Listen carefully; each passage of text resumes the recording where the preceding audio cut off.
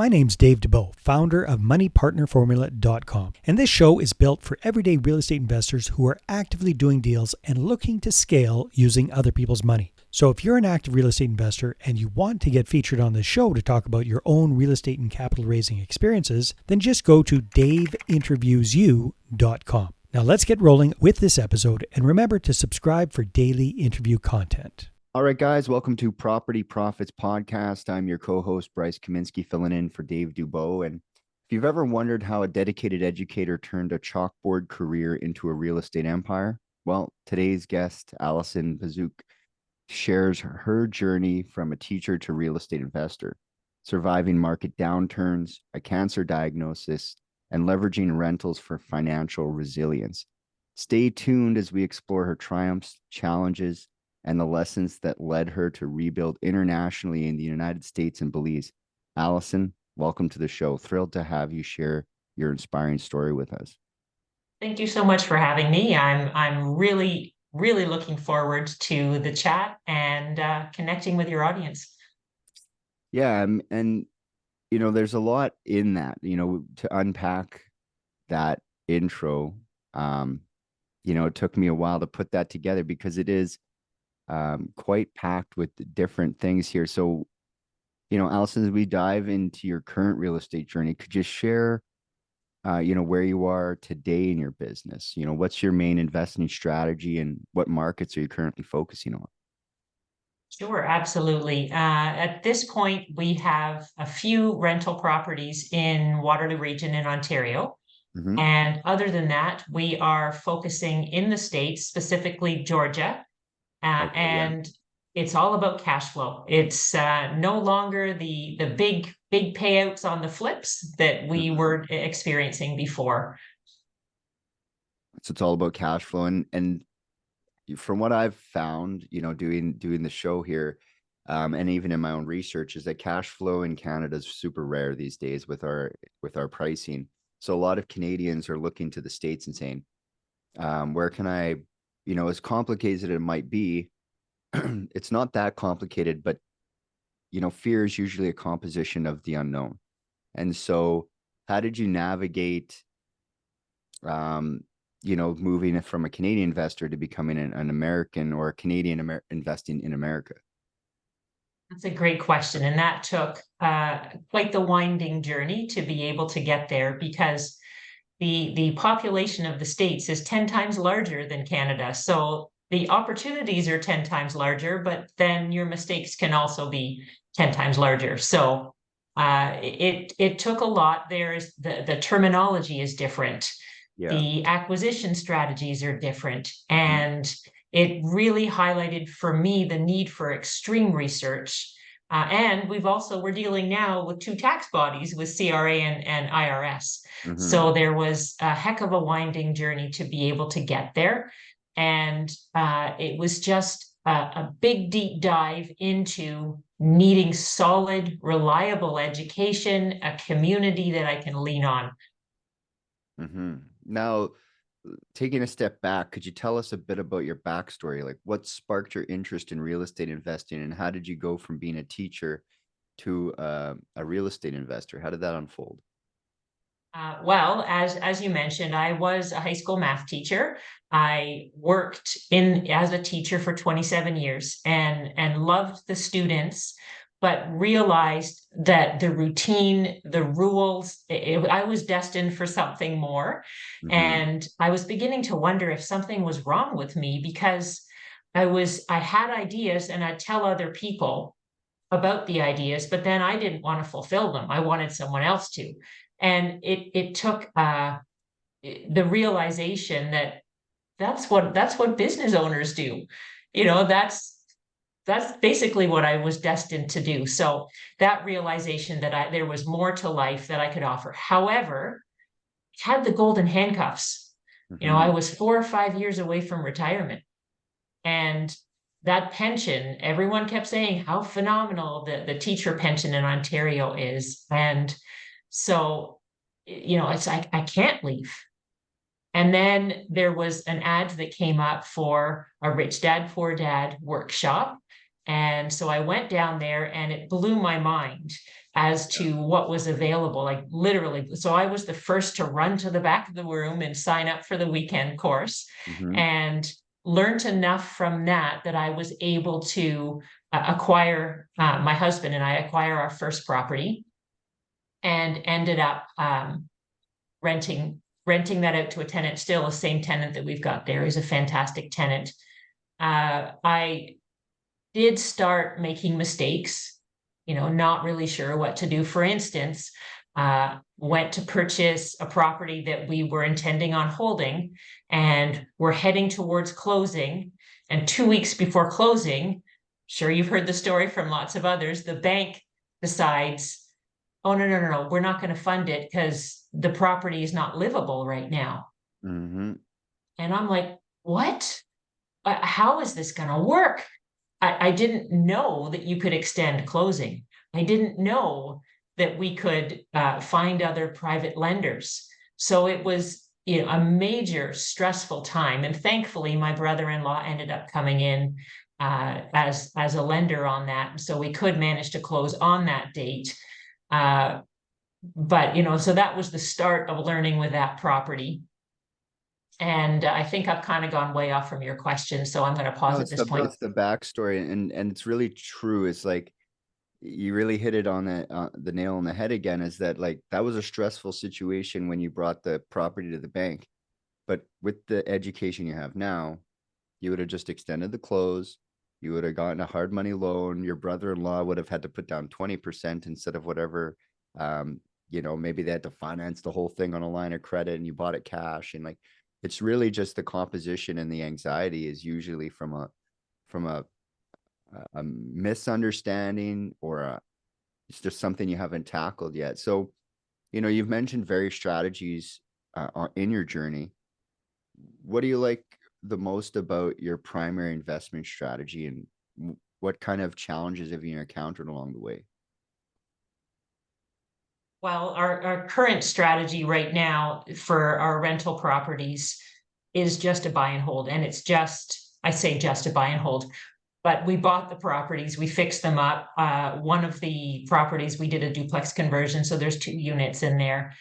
And to be quite honest, again, through my learning, is make sure that you take your time to put your tenants in there. Don't rush, especially in Ontario. So our properties were vacant for 2 or 3 months, and I would much rather have that till we found the right ones. And we do. We've got 3 units at this point. I'll get into why we don't have more in a bit. And those 3, the tenants are spectacular. Like, they're just amazing. So I honestly forget that I even have the properties there. So that's the big one. And then in terms of moving forward, it's been a year of education. And at this point, we just want little tiny boring houses that are inexpensive to acquire, that we have a huge market for people who are looking to rent it because it will be affordable for them. You figure 90% of the states are locked out of banking. So if they want to purchase a property, my next strategy is to take that tenant and do a lease option. So similar to a rent to buy, but they're not building equity along the way. So it's simple and easy to get into, easy to acquire the properties. And also because of the smaller purchase price, like we're talking, much less than 800,000 that we're able to pick up properties for, brick bungalows, nice brick bungalows. And within 5 years, they have paid off the property, and now it's all cash flow. So that's you're probably buying them 50 to 70,000, putting in some amount of work. Maybe they're worth 100 or something on the appraisal, but you're not pulling the equity out. You're into them for like 70 or 80 or 90. And are you dealing with Section 8 then? No, not yet. No. So so you're still probably getting, good rents. I'm gonna guess, I don't know, $950, $1,100 a month. Yeah, in that range. Some, depending on the area, it would be a little bit less. But and it doesn't sound like much when we're coming from Ontario with like $2,500 and $3,000 rents. but I'm not paying 800 to $1 million for the property. So like I say, it's a much smaller price. And with the foreclosures that are coming and the pre-foreclosures and the availability of information, we're also able to help the sellers, or we can pick up properties at auction. It's just spectacular, the availability of Yeah, the properties and opportunity. opportunities. Mhm. I call it the Wild Exactly. West because it's just like the government is not super hands-on with the housing. They kind of Correct. let them boom and bust. So that's great for Yeah. real estate investing because there's opportunity in both of those positions. So, considering your success so far, Allison, what would you say your secret sauce in real estate investing is? What comes naturally to you that to others might be challenging in the field? That's a good question. From what others have told me, it's building relationships. Mm-hmm. It's helping others. And I think that just comes from the years of teaching that I've had. That's all I want to do is help people. And quite often I forget about myself. I'm just looking to share information and share strategies with people. And then I forget to execute and do it myself. Mm-hmm. Uh, Mm-hmm. but it's all about relationships, Yeah. right? In real estate, in life, really, it's having each other's back and reaching up for help when it's needed, but also reaching down and pulling others along with me. Well, not pulling, encouraging them to come and inspiring them. So that is a big part of our success in Yeah. that. So Staying networked, keeping absolutely. keeping connected to people who are looking up to you and also, connected to the people you're looking up to. So, um, as we look ahead, where do you want to go in the next, say, 12 months? What goals and, aspirations do you have for your real estate business? In the next 12 months, I want to get out of the over leveraging situation that we were in. Mm-hmm. We went down a bad path, which we can come back to later. But in the next 12 months, I would very much like to have, as I mentioned, get out of the over leveraging, pay back the prom notes that we've had to take from family, pay back second mortgages, pay back the hard money lender in its entirety, and then also increase the portfolio in Georgia and Mm-hmm. perhaps in some other states at that point in time as well. And also, I'm just sharing the journey and sharing with others and sharing the community and the education that I have acquired in the States and share that with Ontario in specific as we're moving forward. So as you aim at those goals, what do you think the biggest challenge, as far as your over leveraged situation? Let's dig a little bit deeper. How did that happen? Why did you end up, going there? And is it slowing you down from reaching that objective? Great question. So, how did I get in that situation? Um, Part of it, well, I don't want to blame anybody because I make my own choices and it's my responsibility. However, I left teaching, joined a mastermind here in Ontario, and fantastic. Changed my mindset from employee to investor. However, I like to say I was a teacher investor. I wasn't a real investor. Now Mm-hmm. reflecting back, and what was happening is we started to do some wholesaling and we started to do some flipping. And the market, of course, was starting to grow at that point. So as we look back, we could say anyone could flip anything at that point. Uh, Even though we were doing a fantastic job, with the flips and we were, I would go back into any of the houses and rebuy them because they're fantastic. However, my ego was also growing with this. Mm-hmm. So at the beginning of 2022, when there was someone else in the mastermind, was encouraged to flip 30 properties last year. And I'm like, well, hot damn, if they're going to do 30 properties, we can at least do 14. We can do one a month because we were Yeah. turning them over quite quickly. And I had good relationships with the lenders because we were paying them back early and what have you. So we ended up buying 3 properties in February, each of them over 800,000. And then the market turned in March. So by the time we closed on the properties, it was already below what we had purchased it for. We renovated the property and then sold them for less than we bought them for. So lost a lot of money in that. Hindsight, I'm glad it happened, to be quite honest, because I needed to be reined in. I needed to realize that I didn't know what I didn't know, that over leveraging is not a good thing. Like we were taking people's RRSPs from Olympia Trust and putting them on second mortgages and third mortgages on our rental properties and prom notes, and also the private money. Yeah. So And you don't those learn 3 a lot when you're properties. winning, right? You learn. Exactly. So we were 2.7 million in debt to private money, plus the prom notes, plus the seconds. So it was really, really stressful. Thankfully, we didn't have to go bankrupt or anything like that. We didn't have to declare bankruptcy. A lot of what I can say is I was introduced to this community in the States, and one person in particular, my life coach, started off as a life coach, Greg Kimball, and he basically talked me through it. He had declared bankruptcy before, so he knew how to talk to the lenders. Big key: if you owe money to them, don't run, don't hide. Pick up the phone and call them, and just say, "Listen, this is where it is. I'm going to be totally transparent." There's a certain thing where they're like, oh, they're hiding, I'm not going to find them. And then they get frustrated. And I would say that to anyone who is sideways on a deal, just pick up your phone and tell them it's sideways. Like, that's all they want to know.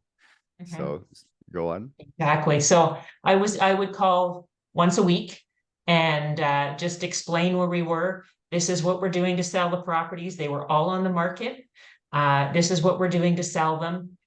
You could, if you wanted, take them over. I would happily give you the key, but all you're going to do is put it on the market. So you're not going to do anything different than what I'm doing. So, and they were great. They ended up putting the interest payments at the end instead of having me pay $10,000 a month in interest. So they put that at the end, and we're still on great terms. They've sent messages and saying, in the future, if you need money, we have no problem lending to you. So, and again, just to show you where integrity is so important to me, that for instance, the third property that closed, we should have walked away. I had a $40,000 deposit on it. We should have walked away. But we were buying from a little old lady. I just couldn't do it to her. So, we closed. It was a learning experience for me. But so it was the over leveraging. I outgrew a mentor. I was asking lots of questions and basically was told, this is the way you do it. And you over leverage. And if you want to be with me, you're in my boat and we're running my race. Yeah. So you can do that in a balanced or appreciating market. And that's, like, as long as things don't get less expensive than what you bought them for, you're typically all right. So now that we're kind of on the financial side, what strategies are you currently employing to fund your current real estate deals? Partnerships. So the education that I've mentioned a few times in the community, they have people in every state across the states. They've been around for well over 12 years. So they have people who have started and have grown their portfolios, and now they don't want to deal with tenants, so they want to lend. So they like to lend within the community because we all know what education we've had. So that is a big part of it. And partnerships, I don't need to do the whole deal myself, which again, my ego was part of it before. Whereas now it's okay to bring in a partner and share in the riches. So it's a lot calmer and a lot less competitive. That's the word I'm thinking of. Well, you do get a little bit of like value add from a partnership because it's like someone to like bounce the ideas off of. I remember my mentor always used to say, "Do you want a whole grape or half a watermelon?" And Right. so it's all about perspective. So, how are you securing access to capital that you need for your deals, particularly when it comes to leveraging, say, that network or even your existing network? Honestly, it's again just the relationships and picking up the phone and asking them if they're interested in this type of a deal. Hmm. So purchasing from an auction or purchasing from a seller that is in pre-foreclosure, Hmm. and then doing the lease option type of strategy after a year when the option comes back. If the tenant then wants to purchase the property, then we're able to, sorry, just hesitated there with your screen jumping. So Yeah. so at that point, we can then potentially refi, pay them back, or keep them in longer until the place is paid off, and have them share in the cash flow and what have you in the meantime. So But let's talk about the education now that we've got like a good foundation from where you're come from, as well as your being in the States now investing. You'd mentioned before the show about an interesting opportunity. Could you tell the people at home a little bit about that? absolutely. So many listeners will know that our market, and as you mentioned, the cash flow in Ontario is a little bit tricky. So many people are looking to go to the States with their portfolio. Hmm. And they're partnering up with people who are also just going into the States. So there's going to be trials and tribulations and learnings and entity structures and questions that are going to be coming up. I'm kind of coming at it from a backwards point of view. I've found a solid US community. And what I want to do is to bring that into Canada so that Canadians can then experience success from practitioner instructors. They're not coaches being paid for their coaching. They actually are making their full-time income, their millions, from what it is they're coaching, they're instructing in, sorry. Hmm. So we're bringing that community into Ontario first, start launching on December the 1st. And our first course that is coming out specific to Canadians, it's actually being recorded on Friday. And that is how do Canadians set up their entity structures successfully so they will not be double taxed. So Hmm. many people are saying just set up an LLC. And if anyone listening to this, go back in Dave's podcast episodes when he was interviewing Michael Matthew, the CPA, and he'll talk about the same thing, that you need a C corp, you need that type of thing. So Yeah. anyway, back to your question, sorry, is we're bringing that into Ontario, launching December 1st. So I'm looking to share that with investors who are looking to head into the States. So we're building the community. We're going to have in-person events. We've got different intensives that are day-long instruction that we can live stream from people all over the States. And there's so much more. People are going to have to reach out to be able to see what else we can offer and see what's right for them. Hmm. Because yeah, a lot of times an American education platform will come up to Canada and sell because people like the idea, but the execution is usually challenging because a lot of the information doesn't translate across the border. So how is 100%. how is this you were saying that it's different because it's about bringing money down. So tell people a little bit more about it's not about investing in Canada, it's about investing Canadians investing in the States, right? Correct. Yeah. So that this company, I'm not sure if I can say the name, so I won't at this point. So this company is very much aware and has super high integrity. They will not come in, put a Canadian sticker on it and say, here, this will work here, as other companies have done. So what we're doing in the beginning is, as we're growing our Ontario community, is saying we're specific to the US with US instruction. However, 85% of it will work in Canada, but the acquisitions, the tax and legal, the wealth accumulation is very different. So that's the way that it is being launched here in Canada. And then as we're growing, they will be finding, and I'm introducing them to a lot of Canadian instructors to be able to teach the Canadian courses for Canadians. So that's where we're heading in the future. It's a longer vision. Nice. So, if people want to find out more and connect with you, what should they do? Well, my name is on the screen, so they can either message me on Facebook Messenger, on Instagram. My email is my name, just like it's spelt there, @gmail.com. And I would be happy to meet with you, introduce you, share the knowledge and the learnings. We've got lots and lots of free webinars and free information sessions. Leave your credit card at home. We're not into all of that. So that's the first step.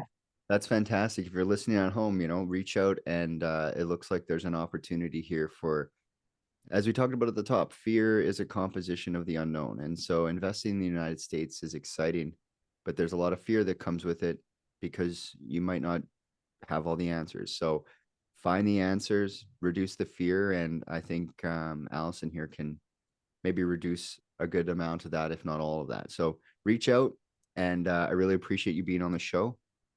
Thank you for having me. Yeah, no problem. And until next time, guys, we'll catch you on the next episode. Perfect.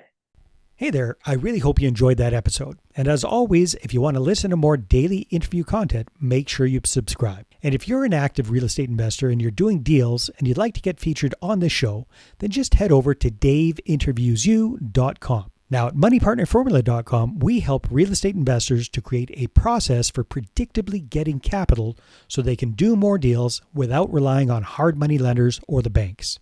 We do this by building them a private capital marketing system. Now, if you want help turning yourself into a big money capital attraction machine, then book a call with our team to see how we can help. Just visit moneypartnerformula.com to find out more. All right, take care, and we'll see you on the next interview.